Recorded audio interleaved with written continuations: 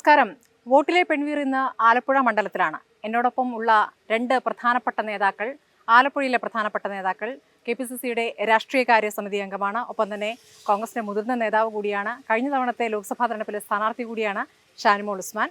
അപ്പുറത്ത് CPMലെ യുവരക്തമാണ് പ്രതിഭ MLA, Kayamkulam MLA. അപ്പോൾ രണ്ടുപേരും ഇവർക്ക് പറയാനുള്ള രാഷ്ട്രീയ ചിന്തകൾ, പെൺചിന്തകൾ പങ്കുവയ്ക്കുകയാണ് അടുത്ത അരമണിക്കൂർ.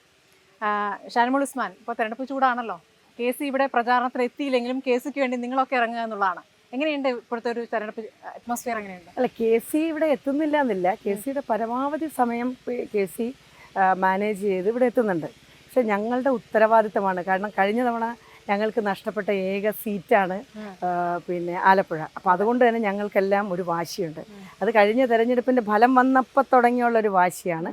അതുകൊണ്ട് തന്നെ ചിട്ടയായ പ്രവർത്തനങ്ങളുമായിട്ടാണ് കോൺഗ്രസും UDFും മുന്നോട്ട് പോയിക്കൊണ്ടിരിക്കുന്നത്. KC ഇല്ലെങ്കിലും KCയെ വമ്പിച്ച ഭൂരിപക്ഷത്തിൽ വിജയിപ്പിക്കാനുള്ള തീരുമാനം ജനങ്ങൾ ഏറ്റെടുത്തിരിക്കുന്നു, ഞങ്ങളും ഏറ്റെടുത്തിരിക്കുന്നു. കഴിഞ്ഞ തവണ ഷാനിമോൾ ഉസ്മാനെ പരാജയപ്പെട്ട സ്ഥാനാർത്ഥി തന്നെയാണ് അപ്പുറത്തുള്ളത്. അപ്പോൾ ആരിഫിനെതിരെ ഈ പ്രചാരണത്തിന് ഇറങ്ങുമ്പോൾ ഉള്ളൊരു ഫീലിംഗ് എങ്ങനെയാണ്? അല്ല, വ്യക്തിപരമല്ലല്ലോ, ഇതൊന്നും വ്യക്തിപരമല്ല. ഇപ്പോൾ ആരാണ് എതിർവശത്ത് വരുന്നതെന്ന് നോക്കിയിട്ടല്ല, നമ്മൾ നമ്മുടെ ഐഡിയോളജി അത് സ്ഥാപിച്ചെടുക്കുന്നതിന് വേണ്ടിയിട്ടുള്ള പരമാവധി പ്രചരണ രംഗത്ത് ഞങ്ങളാരും തെരഞ്ഞെടുപ്പ് വരുമ്പോൾ രാഷ്ട്രീയത്തിൽ ഇറങ്ങുന്നവരല്ലല്ലോ, ഫുൾ ടൈം രാഷ്ട്രീയക്കാരല്ലേ. അപ്പോൾ ഞങ്ങൾ തീർച്ചയായിട്ടും ഞങ്ങളുടെ ഐഡിയോളജി വിജയിക്കുന്നതിന് വേണ്ടിയിട്ടുള്ള കഠിനാധ്വാനം നടത്തി മുന്നോട്ട് പോകുന്നു. അപ്പോൾ ആരപ്പുറത്ത് നിന്നുള്ളത് അത് ഇമ്മെറ്റീരിയലാണ്. പ്രതിഭ, കഴിഞ്ഞ തവണ കനലൊരു തരിയായിരുന്നു ഇവിടുന്ന്. ഇത്തവണ എന്താണ് ഒരു പ്രതീക്ഷ? എങ്ങനെയാണ്? 100% വിജയം. കാരണം അദ്ദേഹത്തിന് ഇനിയിപ്പം MP എന്ന നിലയിൽ ഇൻട്രൊഡ്യൂസ് ചെയ്യേണ്ട സമയം കഴിഞ്ഞല്ലോ. അപ്പോൾ അതുകൊണ്ട് തന്നെ ഇപ്പോൾ ഇന്നലെ കായംകുളത്തായിരുന്നു സ്വീകരണം. അപ്പോൾ എനിക്കതിൽ നിന്ന് ഈ ഐ കോണ്ടാക്ട്, ആൾക്കാരുടെ അവരുടെ ആ ഒരു സ്നേഹം, വാംത്ത്, അതൊക്കെ ഞാൻ ഇന്നലെ നേരിട്ട് കണ്ടു. അപ്പോൾ എനിക്ക് അതിനകത്ത് യാതൊരു സംശയവുമില്ല, 100%.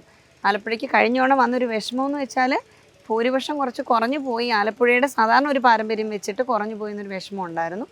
അത് ഇത്തവണ ഞങ്ങൾ ആ ഭൂരിപക്ഷം കൂട്ടിക്കൊണ്ട് അന്നത്തെ ആ വിഷമം തീർക്കും. അതുമാത്രമല്ല, കഴിഞ്ഞോണത്തെ അവസ്ഥയല്ലല്ലോ ഇത്തവണ കേരളത്തിൽ ഇത്തവണ നല്ല രൂപത്തിൽ ഇടതുപക്ഷം കൂടുതൽ സീറ്റ് ഭയങ്കരമായിട്ട് അന്നത്തെ ഭയങ്കര മോശം നിലയിലേക്ക് വന്നു പോയി. അപ്പോൾ അതിൻ്റെ പ്രയാസം ഞങ്ങൾ 5 വർഷം അനുഭവിക്കുകയും ചെയ്തു. കേരളത്തിൽ ഇടത് ഗവൺമെൻറ് ആയതുകൊണ്ട് തന്നെ നമുക്ക് വേണ്ടി പാർലമെൻറ്റിൽ കാര്യങ്ങൾ പറയാനായിട്ട് MP മാരില്ലാത്ത 5 വർഷങ്ങളായിപ്പോയി. അപ്പോൾ അതുകൊണ്ട് തന്നെ സ്വാഭാവികമായിട്ടും ഡെഫിനറ്റ്ലി ആലപ്പുഴ കഴിഞ്ഞ വർഷത്തേക്കാൾ ഭൂരിപക്ഷത്തിലേക്ക് അഡ്വക്കേറ്റ് AM ആരിഫും വരും. ശരി, നിങ്ങൾക്ക് രണ്ടുപേർക്കും കോമൺ ആയിട്ടുള്ളൊരു സ്വഭാവം ഞാൻ പറയട്ടെ.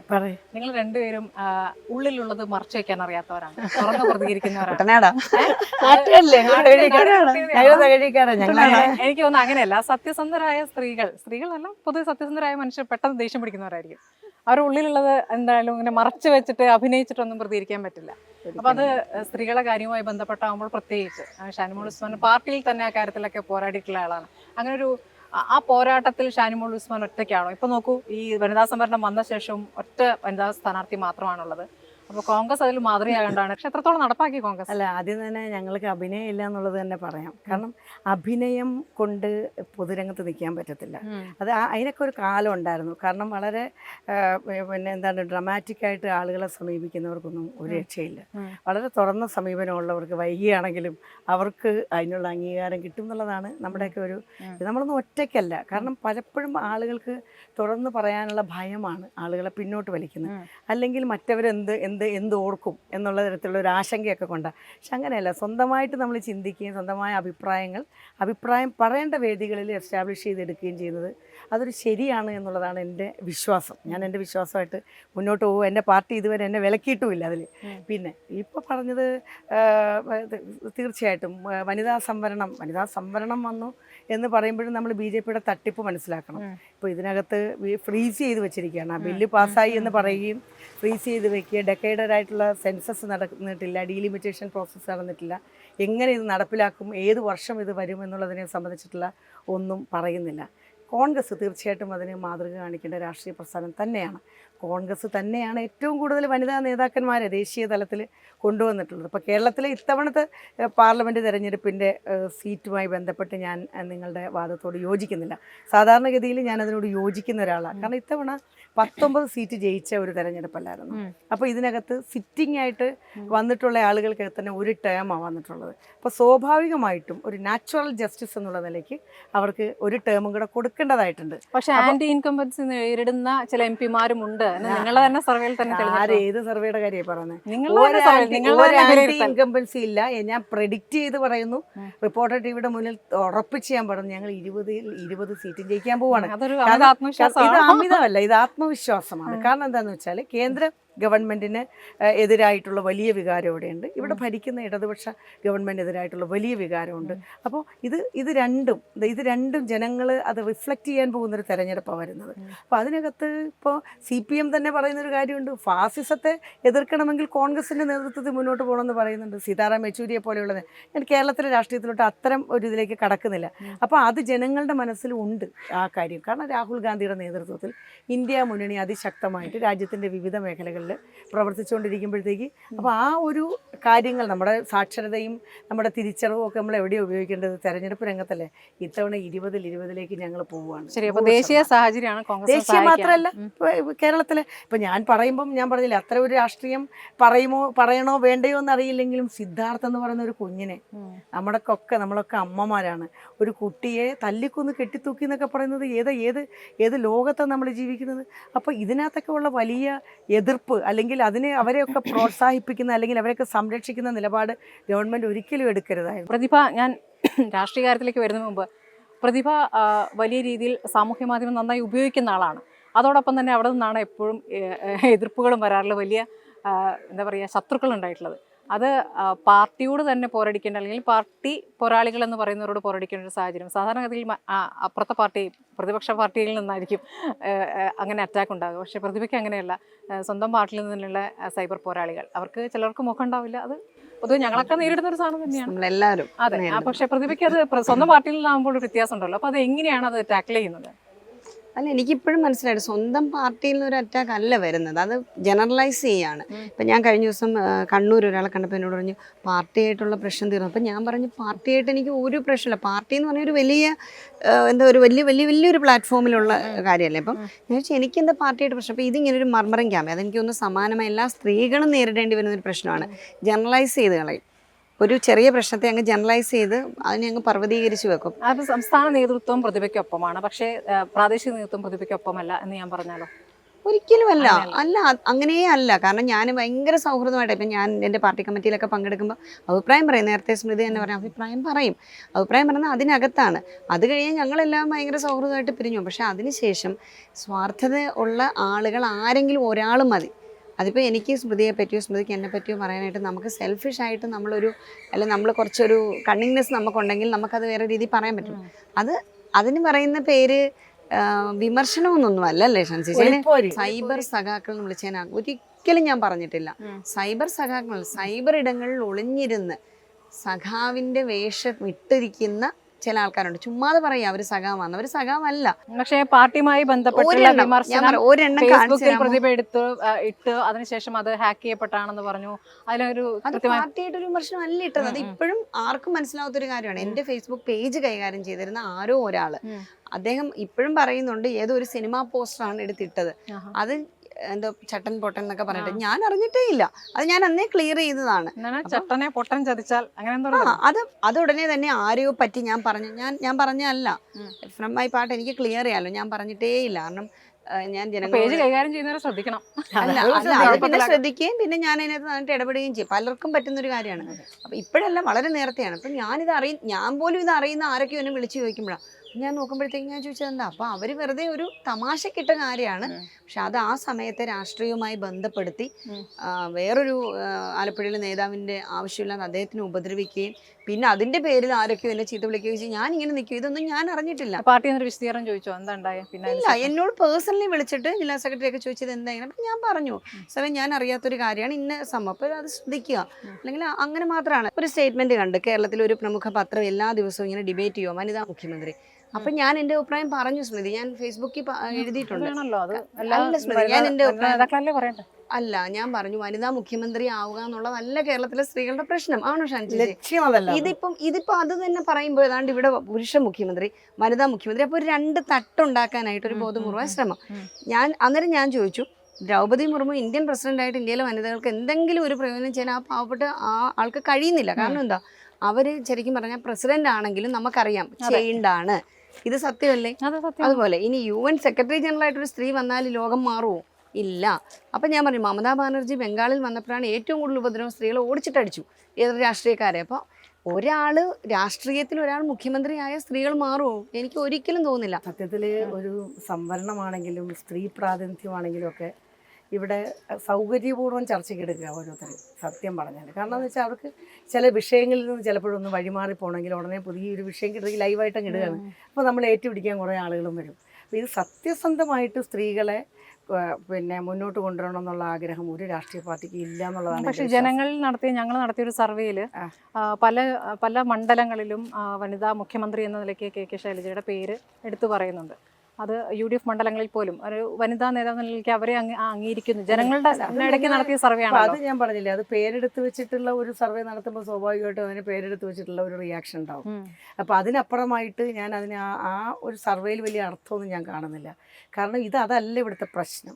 അൾട്ടിമേറ്റായിട്ട് ഏതെങ്കിലും വനിത നാച്ചുറലായിട്ട് വരുന്നെങ്കിൽ അവരാവട്ടെ, മുഖ്യമന്ത്രി ആവട്ടെ, അതിന് നമുക്ക് ആർക്കും എതിർപ്പില്ല. ഇപ്പോൾ നമ്മളിപ്പം അതിൻ്റെ ഒരു രാഷ്ട്രീയ വശത്തിലേക്കല്ല ഞാൻ കിടക്കുന്നത്. പക്ഷേ ഇവിടെ പൊതുവായിട്ട് ഈ സ്ത്രീകൾ മുന്നോട്ട് വരിക എന്നുള്ള വന്നവർ വന്നു എന്നുള്ളത് കവിഞ്ഞ് അവരെ ആരെങ്കിലും പ്രോത്സാഹിപ്പിച്ച് മനഃപൂർവ്വമായിട്ട് കൊണ്ടുവരുന്ന സംവിധാനമൊന്നും ഒരു പാർട്ടിയിലില്ല, സത്യത്തിലില്ല.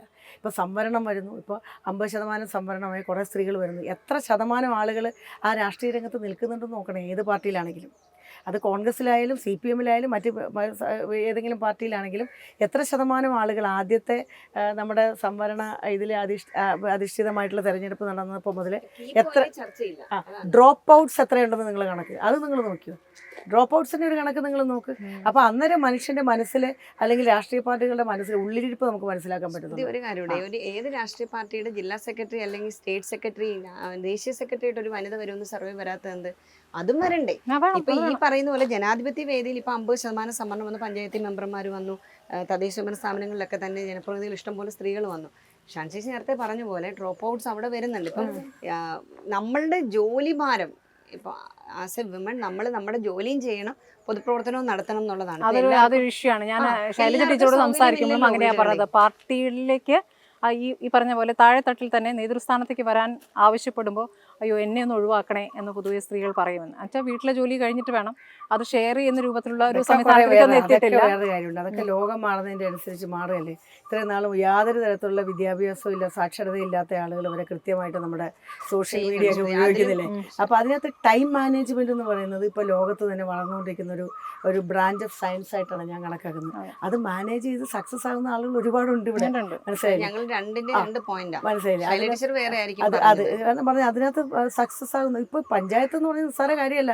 എനിക്ക് തോന്നുന്നു മറ്റെവിടെയെങ്കിലും ഒക്കെ പ്രവർത്തിക്കുന്നതിനേക്കാൾ കഷ്ടപ്പാട് തന്നെയാണ് ഏറ്റവും താഴത്തെ തലത്തിൽ. കാരണം 24 മണിക്കൂർ പോരാ. കാരണം എല്ലാ കാര്യങ്ങളും താഴെ തലങ്ങളിലുള്ള പ്രവർത്തനങ്ങൾ, നമ്മളൊക്കെ പ്രവർത്തന രംഗത്ത് നിൽക്കുന്ന ആളുകളാണ്. അപ്പോൾ പ്രവർത്തനത്തിൻ്റെ മികവ് തീർച്ചയായിട്ടും അംഗീകരിക്കപ്പെട്ടിട്ടുള്ള ഒരുപാട് സ്ത്രീകൾ നമ്മുടെ നാട്ടിലുണ്ട്. അപ്പോൾ അവിടെ ഇങ്ങനെ സമയം പോരാ, അതുകൊണ്ട് തന്നെ ഒന്ന് ഒഴിവാക്കുമെന്ന് ടീച്ചർ പറഞ്ഞത് എവിടെയാണെന്ന് എനിക്കറിയില്ല. എനിക്കൊരു പോയിന്റ് കൂടെ ഉണ്ട് ഷാൻചേച്ചി പറഞ്ഞോട് ചേർത്ത്. അതായത് ഞാൻ പറഞ്ഞ വേറെയാണ്. ഇപ്പം സ്മൃതിയും ഞാനും ഷാൻചേച്ചിയും നമ്മളോടൊപ്പം 3 പുരുഷന്മാരും ഒരു സംഘടനാ രംഗത്ത് ലീഡർഷിപ്പിലുണ്ട്. ആ 3 പുരുഷന്മാരുടെയും വീട്ടിലെ സാഹചര്യവും നമ്മുടെ 3 പേരുടെയും വീട്ടിലെ സാഹചര്യം വേറെയാണ്. ഇപ്പം രാത്രി 11 മണിക്ക് ഒരു കമ്മിറ്റി കൂടുമ്പോൾ ചിലപ്പോൾ നമുക്കൊന്ന് പോകേണ്ടി വരും. കാരണം നമ്മുടെ കുട്ടി 10th-ലാണെങ്കിൽ അമ്മയുടെ സപ്പോർട്ട് അവർക്ക് വേണം. ആ ടൈം അറിഞ്ഞുകൊണ്ട്, അതിനൊക്കെയല്ലേ പരസ്പര സ്നേഹവും വിശ്വാസം. അറിഞ്ഞുകൊണ്ട് അവിടെ ആ സംഘടനയിൽ അവർ ആ 11 മണിക്ക് ഒന്ന് വീട്ടിലോട്ട് പോയി അതൊന്ന് ചെയ്തെന്ന് പറഞ്ഞ് ഒന്നും മനസ്സിലാക്കണം. പിന്നെ വേറൊരു കാര്യമുണ്ട്. ഒരു കാര്യം എന്ന് പറഞ്ഞാൽ ഒറ്റ കാര്യം മാത്രം. ഞാനിപ്പോൾ ഇതെല്ലാം പറഞ്ഞാലും എൻ്റെ അടുക്കളയുടെ മാനേജ്മെന്റ് ആർക്കും കൊടുക്കാത്ത ഒരാളും എവിടെയാണെങ്കിലും. ഞാൻ കുറേ നാൾ സംഘടനാപരമായ ഉത്തരവാദിത്തത്തിന്റെ ഭാഗമായിട്ട് ഡൽഹിയിൽ 5 വർഷം ഉണ്ടായിരുന്നു. അപ്പോഴും എനിക്ക് രാവിലെ എൻ്റെ ചോദിച്ചു ആരോട് വെച്ചാലും പറയുന്നത് ആളാണ്. അപ്പോൾ ഞാൻ പറയുന്നത് നമുക്ക് എനിക്കിപ്പോൾ ഇന്ന് എൻ്റെ വീട്ടിൽ എന്തൊക്കെയാണ് ഭക്ഷണം വെക്കുന്നത് അല്ലെങ്കിൽ എന്താ, എനിക്കത് എൻ്റെ ഒരു റെസ്പോൺസിബിലിറ്റി. ഇതിൽ വന്നത് ഞാനൊരു കുക്കാണ്, ബേസിക്കലി ഞാനൊരു കുക്കാണ്. വന്ന ഒരു കുഴപ്പമില്ല വന്നു. ഇപ്പൊ ഈ തെരഞ്ഞെടുപ്പ് സമയത്തും ആരൊക്കെ വന്നിട്ടുണ്ടായിരുന്നു. പക്ഷെ ഞാൻ പറഞ്ഞ കുക്ക് എന്നുള്ളത് കൊണ്ടല്ല, നമ്മുടെ വീട്ടിലെ കാര്യങ്ങൾ അതുകൂടെ നോക്കുന്നുണ്ട്. എന്താ കുഴപ്പം? ശരി, ഷാൻചേച്ചിയുടെ സ്പെഷ്യൽ ഐറ്റം എൻ്റെ സ്പെഷ്യലായിട്ട് എന്ന് പറഞ്ഞാൽ ഞാൻ എല്ലാം വെക്കുന്ന ഒരാളാണ്. ബിരിയാണി ബിരിയാണി അങ്ങനത്തെ ഇതല്ല, നോർമൽ ആയിട്ടുള്ള കാര്യം അതൊക്കെ ഞാൻ വെക്കും, നന്നായിട്ട് തന്നെ വെക്കും. വെജിറ്റബിളും നന്നായിട്ട്, ഒരുപാട് നോർത്ത് ഇന്ത്യൻ റെസിപ്പീസ്. ഞങ്ങൾ വരുമ്പോ എന്താ തരാൻ പോണേ? സ്പൈസ് നിങ്ങൾ ആവശ്യപ്പെടുന്നത് നേരത്തെ സമയം അനുസരിച്ചിട്ടുള്ള ക്രമീകരണം ഏർപ്പെടുത്തി. ഈയിടെ കഴിഞ്ഞ ദിവസം മനോരമയിൽ നിന്ന് കഴിഞ്ഞ ദിവസം ഉണ്ടായിരുന്നു, ഈ നോമ്പിന്റെ തുടക്കത്തിലുണ്ടായിരുന്നു. അന്ന് ഞാൻ ഉണ്ടാക്കുകയും ചെയ്തു, പാചകം ഞാൻ ചെയ്യുകയും ചെയ്തു. പക്ഷെ നമ്മൾ ചെയ്യും, നമുക്ക് ചെയ്യുന്നതിന് അതല്ല ഞാൻ പറഞ്ഞു. അതുകൊണ്ട് എനിക്ക് രാഷ്ട്രീയം പറ്റത്തില്ലെന്ന്. ഞാൻ ഇന്നത്തെ മീറ്റിങ്ങിലെല്ലാം പോകും, രാത്രി 2 മണി വരെ 3 മണി വരെയുള്ള ഞങ്ങളുടെ അസസ്മെന്റ് മീറ്റിങ്ങുകൾ പങ്കെടുക്കും. പ്രസംഗിക്കാൻ പോകേണ്ടതൊക്കെ നമ്മൾ പോകും. ഇപ്പോൾ രാവിലെ നിങ്ങളെപ്പോലുള്ള ടെലിവിഷൻ ചാനലുകാർ വിളിച്ച് ഞങ്ങൾ അവിടെയും വരും, വീട്ടിലെ കാര്യങ്ങളെല്ലാം നോക്കും. അതെന്താ കുഴപ്പം? അത് സ്ത്രീക്ക് പ്രത്യേകമായ ഒരു വൈഭവമുണ്ട്, അതാണ് മനസ്സിലാക്കേണ്ടത്. അത് പക്ഷെ അതൊരു കെട്ടുപാടാന്ന് ഞാൻ പറയൂട്ടോ. എനിക്ക് സ്ത്രീക്ക് എല്ലാം പറ്റണം, എല്ലാം പറ്റുന്നവർ മാത്രമാണ് ശരിയായിട്ട് പുരുഷൻ പൂർണ്ണമായി അതിലേക്ക് ഇൻവോൾവ് ആയില്ല. ഇപ്പൊ ഒരു പുരുഷനെ സംബന്ധിച്ച് രാവിലെ ഇതാ ചേട്ടാ മുണ്ട്, ദാ ചേട്ടാ ഷർട്ട്, ദാ ചേട്ടാ ചെരുപ്പ്. അതിപ്പോ ഞാൻ പറയുന്നത് ഷാനി ചേച്ചിക്ക് അല്ല പാചകം ഇഷ്ടമാണ്, എനിക്ക് ഇഷ്ടമില്ലാത്തവരുണ്ടാവും. ഇഷ്ടമില്ലാത്തവർക്ക് അത് മാറി നിൽക്കാനും കഴിയണം. അല്ല, ഇഷ്ടമില്ലാത്തൊരു മാനേജ് ചെയ്യണം. ഞാൻ പറയും ഇതെല്ലാം ഒരു മാനേജ്മെന്റിന്റെ വിഷയമെന്നാണ് ഞാൻ പറയുന്നത്. മനസ്സിലായി? ഇതെല്ലാം കൃത്യമായിട്ട് മാനേജ് ചെയ്യാൻ നമുക്ക് കഴിയണം. ഇതെല്ലാം ഒന്നുണ്ട് എന്ന് പറഞ്ഞിട്ട് ഒന്നും ഇല്ലാതാക്കേണ്ട കാര്യമില്ല. പിള്ളേരുടെ പഠിത്തം നോക്കണം, അതുപോലെ മീറ്റിങ്ങുകൾ നോക്കണം, ഇതിന്റെ ഇടയ്ക്ക് വരുന്ന ട്രോളുകൾക്ക് മറുപടി കൊടുക്കണം, അല്ലേ പറഞ്ഞത്? ഇതെല്ലാം ഇതുപോലുള്ള സംഘർഷം നമ്മൾ ഉണ്ടാക്കാൻ ശ്രമിക്കും. പക്ഷെ അതങ്ങ് ലൈറ്റാക്കി നമ്മൾ വിടുക എന്നുള്ളത്. പക്ഷെ എനിക്ക് അതിനകത്ത് തോന്നുന്നത് നമ്മുടെ സമൂഹത്തിൽ ഇപ്പോഴും സ്ത്രീകളോടുള്ള ഒരു ആറ്റിറ്റ്യൂഡ് മാറണം. വേണം ചേച്ചി, അത് മാറിയേ പറ്റുള്ളൂ. കാരണം ഇപ്പം ഏത് കാര്യമാണെങ്കിലും ഇപ്പം ആസ് എ ജേർണലിസ്റ്റ് നിങ്ങൾ അനുഭവിക്കുന്നു, പൊളിറ്റീഷ്യൻ നമ്മൾ അനുഭവിക്കുന്നു. ഒരു സ്ത്രീയെ സംബന്ധിച്ച് ഇന്നും സ്ത്രീയുടെ കണ്ണ്, മൂക്ക്, സ്ത്രീയുടെ ശരീരം, അല്ലെങ്കിൽ സ്ത്രീയുടെ സാരി, അല്ലെങ്കിൽ സ്ത്രീയുടെ കഴിവിനെ കുറിച്ച്, പുരുഷനെ പറ്റിയില്ല. ഇപ്പം എന്നോട് ചിലർ പറയുന്നു നല്ല ഭാഗ്യമുണ്ടല്ലേ ജയിച്ചു, പക്ഷേ ഓപ്പോസിറ്റ് ഒരു പുരുഷനാണെങ്കിൽ അവൻ്റെ കഴിവുകൊണ്ട് ജയിച്ചു, ഇങ്ങനെ പറയുന്നത് ഞാൻ കേട്ടിട്ടുണ്ട്. അത് നമ്മൾ നമ്മുടെ എഫേർട്ട് എന്ന് പറഞ്ഞാൽ ഒരു തെരഞ്ഞെടുപ്പ് വിജയിക്കാൻ എത്ര എഫേർട്ട് എടുക്കും? അത് പ്രതി പറഞ്ഞ കറക്റ്റാ. സ്ത്രീയുടെ സൗന്ദര്യം സ്ത്രീയുടെ ബുദ്ധിയാണെന്ന് ഇതുവരെ ആരും പറഞ്ഞു കേട്ടിട്ടില്ല.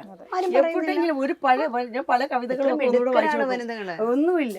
ആകെപ്പാട് ഈ ആകാരത്തെ കുറിച്ചും അവരിടുന്ന വസ്ത്രങ്ങളെ കുറിച്ചും ഇതൊക്കെ അല്ലാതെ അവരുടെ കൃത്യമായിട്ടുള്ള ബുദ്ധി, പ്രായോഗിക ബുദ്ധിയുള്ള ഒരു സ്ത്രീ, പ്രായോഗിക ബുദ്ധിയിൽ വളരെ മിടുക്കലാണ്. അത് ഞാൻ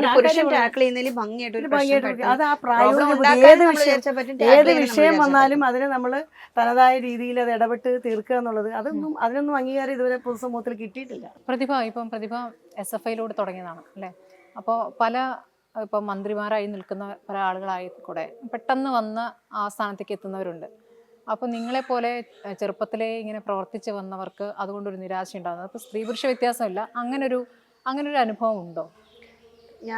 എനിക്ക് ഈ ചോദ്യം ശരിക്കും പലപ്പോഴും കറക്റ്റ് ചെയ്യണം തോന്നിയൊരു ചോദ്യമാണ്. നമ്മുടെ പൊതുസമൂഹത്തിൻ്റെ ഒരു ധാരണ സ്മൃതി, ഇപ്പോൾ ഏതെങ്കിലും ഒരു പൊസിഷനിൽ വന്നാൽ മാത്രമേ നമ്മൾ അംഗീകരിക്കൂ എന്നൊരു ധാരണ നമുക്ക് വേണ്ട. ശരിക്കും എനിക്ക് ഈ നിമിഷം വരെ ഫ്രം മൈ ഹാർട്ട് ഞാൻ പറയാം, എനിക്ക് ഈ നിമിഷം വരെ അങ്ങനെ ഒരു ഫീലിംഗ് വരില്ല. പക്ഷേ പലരും നമ്മൾ എവിടെ ചെന്നാലും ആൾക്കാർ ചോദിക്കുന്ന ചോദ്യം, ഇപ്പം എനിക്ക് തോന്നുന്നു എൻ്റെ സ്ഥാനത്ത് ഷാനി ചേച്ചി ആണെങ്കിലും ചോദിക്കും, അവരുടെ പൊളിറ്റിക്സിലാണ് ചോദിക്കും. ഇപ്പം PK ജയലക്ഷ്മിയെ പോലുള്ള പുതിയ പെൺകുട്ടികൾ വന്ന സമയത്ത് ഒരുപാട് കേട്ടിട്ടുണ്ടാവും, ഞാനും കേട്ടിട്ടുണ്ട്. പക്ഷേ നമുക്ക് ആ ഫീലില്ല. ഞാൻ ഓർക്കുന്നത് അതുപോലും പൊതുസമൂഹത്തിൽ സ്ത്രീകളോടുള്ള സ്ത്രീകൾ തമ്മിൽ യുദ്ധം ചെയ്യട്ടെ എന്നുള്ളൊരു പ്രഖ്യാപനം പോലെ സ്മൃതി ഈ സമയം വരെ എനിക്ക് ഫീൽ ചെയ്യുന്നത്. അപ്പം നമ്മൾക്ക് തന്നിരിക്കുന്ന വലിയൊരു പ്ലാറ്റ്ഫോമാണ്. ഇപ്പോൾ MLA എന്ന് പറയുന്ന ഒരു ചെറിയ പ്ലാറ്റ്ഫോം അല്ല, ഒരു വലിയ പ്ലാറ്റ്ഫോമിൽ നിന്ന് വർക്ക് ചെയ്യാൻ തന്നിരിക്കുക. അവിടെ ചിലപ്പം ചില ഇക്വേഷൻസ്, നമ്മുടെ പൊളിറ്റിക്സിൽ ഇക്വേഷൻസ് ഉണ്ടല്ലോ, ആ ഇക്വേഷൻസ് അനുസരിച്ച് ചിലപ്പം ചിലർക്ക് പ്രൊമോഷൻ കൊടുക്കേണ്ടി വരിക, അല്ലെങ്കിൽ ചില പ്രത്യേക പരിഗണന അവർക്ക് നൽകേണ്ടി വരുന്നതൊക്കെ സ്വാഭാവികമാണ്. അതിനകത്ത് എനിക്ക് തോന്നുന്നു, എനിക്കിതൊരു അസ്വാഭാവികമായിട്ടൊന്നും തോന്നിയിട്ടില്ല. പക്ഷെ പൊതുസമൂഹം അങ്ങനെ വിലയിരുത്തണ്ട. ഇന്ന് വരെ തോന്നിയിട്ടില്ല. ഇന്ന് വരെ ഫ്രം മൈ ഹാർട്ട് ഒപ്പീനിയൻ എനിക്ക് തുറന്നു പറയാൻ ഞാൻ ആഗ്രഹിച്ച, പലപ്പോഴും എന്നോട് ആരെങ്കിലും ചോദിക്കണം എന്ന് ആഗ്രഹിച്ചാണ്.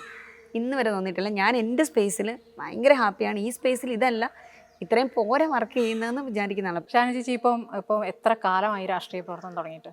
അപ്പോൾ പല കാര്യങ്ങളൊക്കെ മാറിയിട്ടുണ്ട്. പക്ഷെ സ്ത്രീകളുടെ കാര്യത്തിൽ അങ്ങനെ ഒരു മാറ്റം എനിക്ക് തോന്നുന്നില്ല ഒന്നും ഉണ്ടായിട്ടുണ്ടെന്ന്. അപ്പോൾ അങ്ങനെയുള്ള കാര്യങ്ങളിൽ ചിലപ്പോഴെങ്കിലും ഉറച്ചു പ്രതികരിക്കുന്ന ഒരാളാണെന്ന് എനിക്ക് തോന്നിയിട്ടുണ്ട്.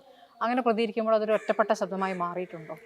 അല്ല, ഒറ്റപ്പെട്ട ശബ്ദമായി ആയിരിക്കും ചിലപ്പോൾ പറയുമ്പോൾ ഒറ്റപ്പെട്ട ശബ്ദം. അത് കഴിയുമ്പോൾ വന്ന് ഒരുപാട് പേര് എനിക്ക് പിന്തുണ നൽകും. ഞാൻ പറയാൻ ധൈര്യമില്ലാത്ത, അത് പുരുഷനും സ്ത്രീക്കും ഇല്ല ആ ധൈര്യം. മനസ്സിലായില്ല? രഹസ്യ പിന്തുണ ഏറ്റവും കൂടുതൽ കിട്ടുന്ന ഒരാളാണ് ഞാൻ ഈ കേരളത്തിൽ തന്നെ. രഹസ്യ പിന്തുണ എനിക്കും കിട്ടാറുണ്ട്, രഹസ്യ പിന്തുണ. മനസ്സിലായില്ല? അപ്പോൾ അത് ഞാൻ ആലോചിക്കും, ഇതൊക്കെ എന്ത് നട്ടലില്ലാത്ത പ്രവർത്തനമായിട്ടാണ് തോന്നുന്നത്. അഭിപ്രായം പറഞ്ഞതിൽ എന്താ തെറ്റുള്ളത്?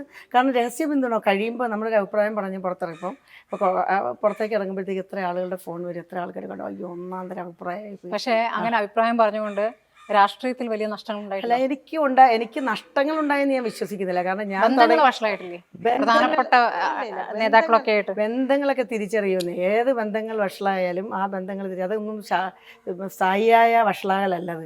അപ്പോൾ ഇതൊക്കെ തിരിച്ചറിയുമ്പോഴത്തേക്ക് തിരിച്ചു കിട്ടുന്നതേ ഉള്ളൂ. ഏത് ബന്ധമാണെങ്കിലും, മനസ്സിലായില്ലേ? ഇതൊന്നും ശാശ്വതമല്ല, ഇതൊന്നും അൾട്ടിമേറ്റ് ആയിട്ടുള്ള കാര്യമല്ല, മനസ്സിലായില്ലേ? തുടർന്ന് അഭിപ്രായം പറയുന്നവരെ കൊണ്ടുള്ള ഗുണം അത് പല ആളുകളും മനസ്സിലാക്കി വരുന്നതേ ഉള്ളൂ എന്നാണ് എൻ്റെ ഒരു കണക്കൂട്ടൽ. അപ്പോൾ ഈ ലോക്സഭാ തെരഞ്ഞെടുപ്പിൽ മത്സരിക്കാനില്ല എന്ന് നേരത്തെ തന്നെ പറഞ്ഞിരുന്നു എന്ന് ഞാൻ കേട്ടിട്ടുണ്ട്. അപ്പോൾ ഈ നിയമസഭാ തെരഞ്ഞെടുപ്പിൽ ഈ പേര് പ്രതീക്ഷിക്കാമോ? അല്ലാതെ തീർച്ചയായിട്ടും ഞാൻ പാർട്ടിയിലെ ഏറ്റവും നല്ല നക്ഷത്രമുള്ള ഒരാളാണ് ഞാൻ. കാരണം ഓരോ പ്രാവശ്യം എനിക്ക് പരിഗണന തന്നിട്ടില്ല, എന്തെല്ലാം പരിഗണന ഈ പാർട്ടി തന്നിട്ടുണ്ട്. അപ്പോൾ ഞാൻ ആഗ്രഹിക്കുന്നു, ഞാൻ ഇത്തവണ നേരത്തെ പറഞ്ഞതാണ്, കാരണം ഞാൻ കുറച്ച് നാൾ അരൂർ MLA ആയി. അപ്പോൾ നന്നായി തന്നെ പ്രവർത്തിക്കാൻ കഴിഞ്ഞു എന്നുള്ള ഒരു വിശ്വാസം. ആദ്യമായിട്ട് ഞാൻ അരൂർ MLA ആയിട്ടല്ല വരുന്നത്, ഞാൻ ജില്ലാ പഞ്ചായത്തിലും മുനിസിപ്പൽ ചെയർമാനാവുകയും ഒക്കെ ചെയ്തിട്ടുണ്ട്, പാർട്ടിയുടെ വിവിധ പദവികളിലൂടെ ഒക്കെ വന്നിട്ടുണ്ട്.